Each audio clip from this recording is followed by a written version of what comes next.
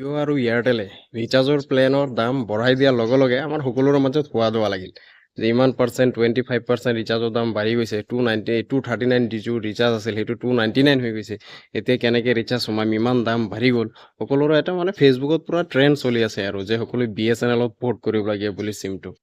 চ' BSNL port কৰিব যেতিয়া জিঅ' আহিল নতুন তেতিয়া ফ্ৰীৰ চক্কৰত আমি সকলোৱে বেলেগ চিম বাদ দি কিনে জিঅ'ত আহি গ'লোঁ এয়াৰটেলৰ বাধ্যত পৰি তেতিয়া দাম কমাবলগীয়া হ'ল ত' এয়াৰটেলতো বহুত মানুহ পৰ্ট হৈ গৈছে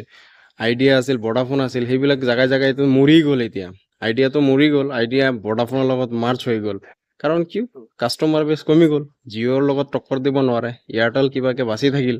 চ' এতিয়া কি মনোপলি দুয়োপলি হৈ গ'ল এতিয়া এয়াৰটেল জিঅ'য়ে যি ইচ্ছা কৰে তাকে কৰিব পাৰে কাৰণ আমি গোটেইখিনি টেলিকম ছাৰ্ভিচক অলৰেডি মাৰি পেলাইছোঁ পৰ্ট কৰি মাৰি পেলাইছোঁ এতিয়া য'ত আমি কম দাম ৰিচাৰ্জ পাওঁ য'ত আমি ফ্ৰী পাওঁ তাতে আমাৰ এইটো অলপ আমাৰ ধৰণৰ এইটো ন য'ত আমি কম পাওঁ য'ত আমি ফ্ৰী পাওঁ তাতে আমি দৌৰি যাওঁ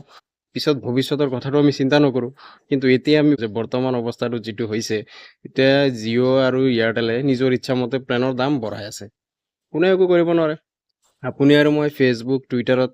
হাল্লা কৰি আছোঁ বেলেগ একো কৰিব পৰা নাই এতিয়া আকৌ চাই আছোঁ সকলোৱে BSNL পৰ্ট কৰিব লাগে BSNL আহিব লাগে BSNL পৰ্ট কৰিব BSNL আপুনি গাঁৱত গ'লে আপুনি টাৱাৰে নাপায় আপুনি নেটৰ কথাটো বাদেই দিয়ক ডাটাটো নাপায় 2G নেটহে চলি আছে 4G তো স্পেক্ট্ৰাম যিটো আছে BSNL দিয়াই নাই যিটো দিছে এইটো মানে এতিয়া টাৱাৰে নাই ক'ত ইনষ্টল কৰিব BSNL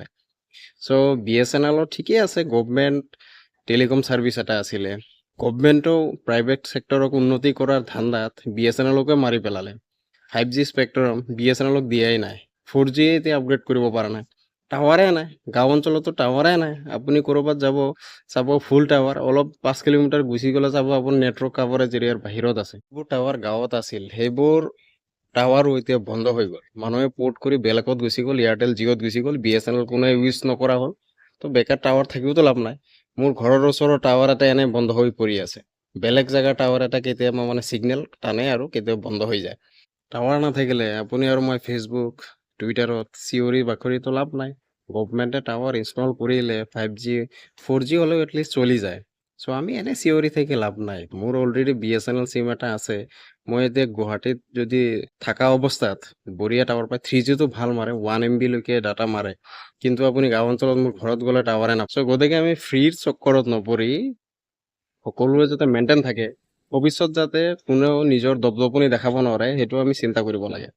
ধন্যবাদ